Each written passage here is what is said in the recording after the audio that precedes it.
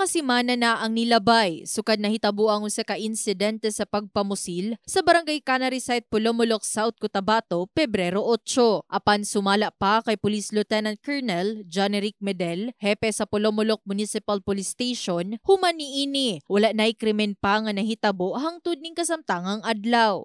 So far sa ngayon na Pulomolok is very peaceful. Wala tayong untoward incident na nangyari. Very peaceful ang Pulomolok, napakaayos, napakamatiwasay ang dito ngayon ang ating patakbo. Apan bisan pa man, wala sila nagapakampante og padayon gihapon ang synchronous checkpoint sa ilahang munisipalidad. Tuloy-tuloy yung ating preventive efforts, tuloy-tuloy yun. Andiyan yung nakadeploy yung ating mga personnel sa ground. So mayroon tayong mga beat patrol dyan, mayroon tayong mobile patrol. At saka acknowledge natin yung mga bipas natin na tumutulong sa atin sa peace and order natin.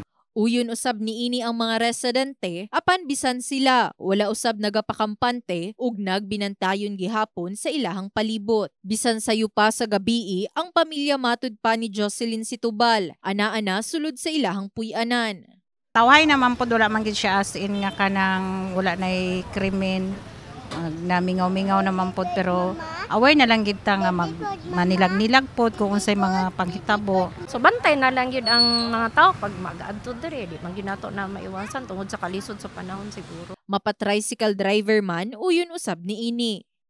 Tama lang gi-quality mo. Okay man ma'am, malinawon man, safe man.